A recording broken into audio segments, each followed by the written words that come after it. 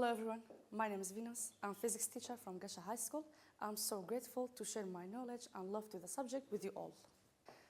Chapter 7, Section 3 is about resistance to current and Ohm's law. First of all, we should know about Ohm's law. What's Ohm's law?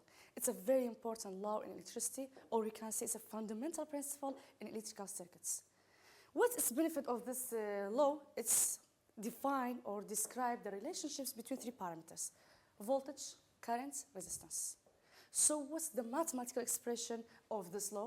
The mathematical expression of Ohm's law is R is equal to V over I, where V is a voltage, I is an electrical current, R is a resistance.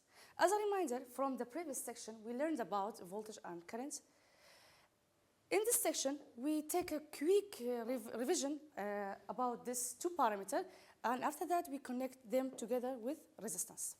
First of all, we start from voltage. Voltage is the measure of electrical potential between 2 points in electrical circuits. Or we can say it represents the force that drives the charge to flow in electrical circuits. And the unit of voltage is volts. So the voltage is measured in volts.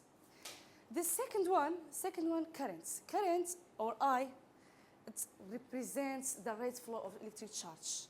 Current, it represents the rate flow of electric charge. Or we can say I is equal to delta Q over delta T. Delta Q represents the charge, delta T time. So currents represent the flow of electric charge. And it's measured in amperes, so the unit of electric current is ampere. We can write ampere, instead of ampere, we can write coulomb over second or volt over ohm. The third one, resistance, symbolizes as what? As capital R. Is the measure of the what? Of the opposition to a current flow in electrical circuits. Means resistance decreases the flow of currents. And the unit of resistance in SI is what? It's ohm. Resistance is measured in ohms. Or we can say ohm is equal to volt over ampere. From the Ohm's law, R is equal to V over I. V is a voltage measured in volts. I is a current measured in ampere. So we can say ohm is equal to volt over currents, volt over ampere.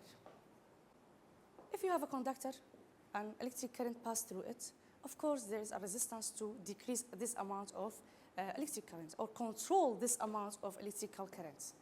What are the factors that affect the resistance of this conductor? We have three factors.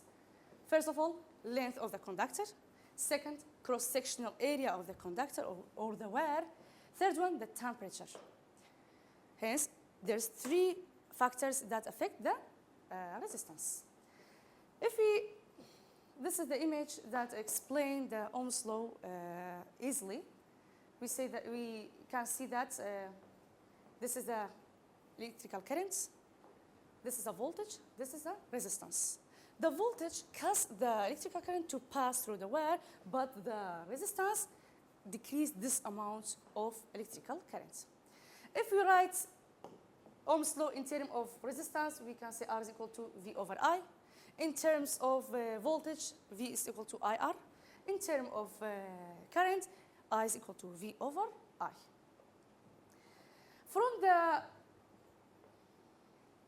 formula, from the Ohm's law, we can see that electrical current I is proportional to voltage and inversely proportional to resistance.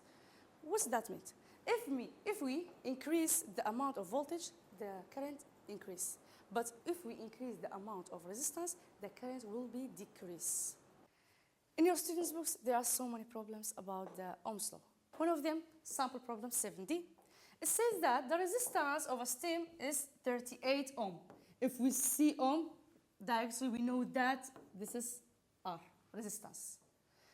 What's the current in the iron? So the current I is unknown. I is unknown. When it's connected across potential difference of 220 volts. So this is delta V or V. So in our problem, I is unknown and resistance and voltage is given.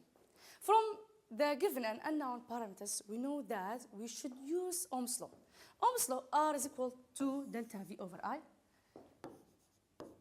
If we write the formula, if we write the law in terms of I, we should write delta V over R. Delta V is 220 volts. R is 38 ohm. If we divide voltage by resistance, we get 5.79 ampere. This is the current passed through the steam iron. This is all about Ohm's law. Thanks for watching.